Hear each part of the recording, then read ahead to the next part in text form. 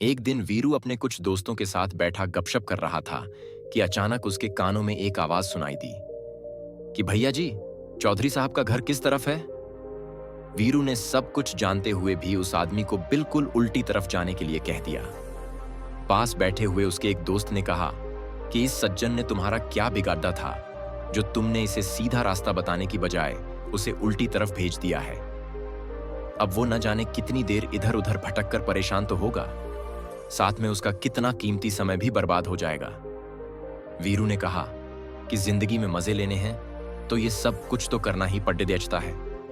वैसे तू फिक्र मत कर, अभी जब वो कुछ देर घूम फिर कर इधर आएगा तो फिर उसे सही रास्ता समझा देंगे।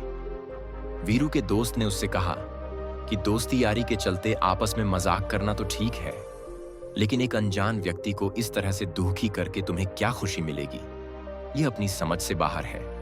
वीरू ने उसकी बात का जवाब मस्खरी में देते हुए कहा कि लगता है तुमने बुजुर्गों की वो बात नहीं सुनी जिसमें अक्सर वो समझाते हैं कि 4 दिन की जिंदगी है, इसे हंसते खेलते गुजारो।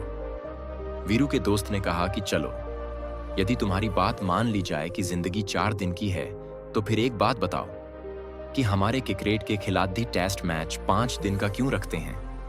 वीरू ने उससे कहा कि शक्ल से तो तू बड्डा ही ढीला ढाला सा लगता है, लेकिन यह बात तो तूने बहुत कमाल की कही है। भाई, इस बात पर तो अच्छे से गौर करना पड़ेगा कि यदि सच में जिंदगी 4 दिन की है तो खिलाड़ी टेस्ट मैच 5 दिन कैसे खेल सकते हैं। वीरू को गहरी सोच में डूबे देख उसके दोस्त ने कहा कि इससे कोई फर्क नहीं पड़ता कि आपकी जिंदगी कितनी लंबी या छोटी है। हमें तो सिर्फ इस बात का ख्याल रखना चाहिए कि समय ही हमारे जीवन का असली और एकमात्र सिक्का है। अब यह हमें ही यह तय करना है कि हम इसे कितना संभाल पाते हैं। यदि इसे संभालने में जरा सी भी चूक हो जाए तो दूसरे लोग इसे खर्च करके खत्म कर देते हैं। वीरू ने कहा कि तू तो अच्छे से जानता है कि मुझे तुम्हारी यह ज्ञान ध्यान की बातें जरा कम ही समझ आती है। अगर हो सके तो इसे सीधी सादी भाषा में कह दे कि तू आखिर कहना क्या चाहता है। वीरू के दोस्त ने उससे कहा कि अगर यह बात है तो मैं तुम्हें यह सारा किस्सा एक कहानी के माध्यम से बताता हूं। एक बार एक गांव में बहुत ही गरीब किसान रहता था। एक दिन एक स्वामी जी वहां से निकले तो उनकी नजर उस गरीब और लाचार किसान पर पड़ी। गरीबी से फटे हाल में उसे रहते देखकर स्वामी जी को उसकी हालात पर बहुत तरस आया। उन्होंने अपने झोले से लोहे को सोना बनाने वाला पारस उसे देते हुए उससे कहा कि आज से अगले 7 दिन तक वो जिस भी लोहे की चीज को इस पारस से छुएगा वो सोने की बन जाएगी।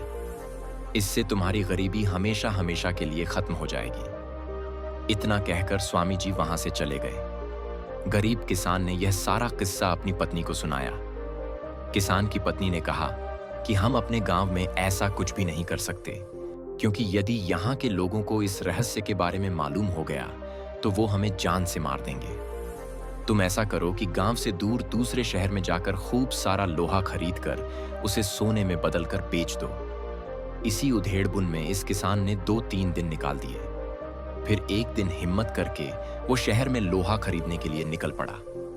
जब उसने अपने कुछ जानकारों के माध्यम से लोहा खरीदने की बात की तो उन्होंने कहा कि आजकल तो भाव बहुत तेज चल रहा है, तुम कुछ दिन रुककर यदि लोहा खरीदोगे तो काफी सस्ता मिल जाएगा।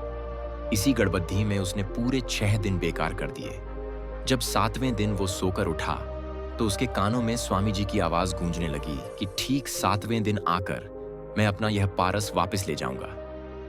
किसान घबराकर इस मामले में सलाह करने के लिए वापस अपनी पत्नी के पास पहुंचा। गांव पहुंचते पहुंचते उसे शाम हो गई। दूसरी ओर स्वामी जी यह सोचकर इसके घर आए कि अब तक तो यह किसान बहुत अमीर बन चुका होगा, लेकिन उनको उस समय बहुत हैरानगी हुई जब उन्होंने इस किसान को पहले जैसी गरीबी वाली हालात में देखा। इस किसान ने स्वामी जी से कुछ और समय के लिए पारस मांगने के लिए बहुत प्रार्थना की, लेकिन वो अपने वादे के मुताबिक अपना पारस लेकर वहां से चले गए। जाते जाते स्वामी जी ने उस किसान से कहा कि तुम्हारे जैसे लोग जो समय की कद्र करना नहीं जानते हैं, वो न तो अपनी सोच और न ही अपने किसी सपने को सच कर पाते हैं, जबकि जो कोई समय की अहमियत को समझते हैं वो बिना एक पल भी व्यर्थ गवाएं अपने कर्मों से हर किसी आश्चर्यचकित कर देते हैं। वीरू ने कहा, इतनी बड़ी गाथा सुनने के बाद भी मैं यह नहीं समझ पाया कि इस कहानी का मेरे जीवन से क्या लेना देना है। अब उसके दोस्त ने कहा कि मुझे इसी बात का अफसोस है कि तू सब कुछ जानते हुए भी जिंदगी को एक मजाक से अधिक कुछ नहीं समझता।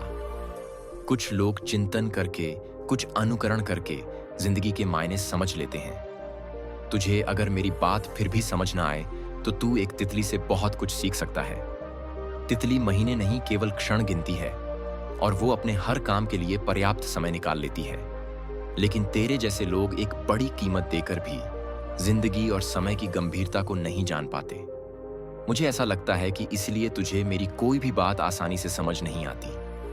वीरू अब भी अपने दोस्त की बातों के महत्व को समझे या न समझे, लेकिन जॉली अंकल आपसे यही विनती करते हैं कि जीवन के हर पल का यदि भरपूर आनंद उठाना है तो उसे पाने के लिए जो आप सोचते हो, जो करते हो और जो कुछ कहते हो, उन सभी में हर पल के मूल्य को समझते हुए संतुलन बनाए रखने का प्रयास करो। इसके बाद आपको यह सोचने की जरूरत नहीं पड़ेगी कि हमारा जीवन बहुत लंबा है या जिंदगी सिर्फ 4 दिन की है। जो लोग समय पर काबू नहीं रख पाते, समय उनको काबू में कर लेता है।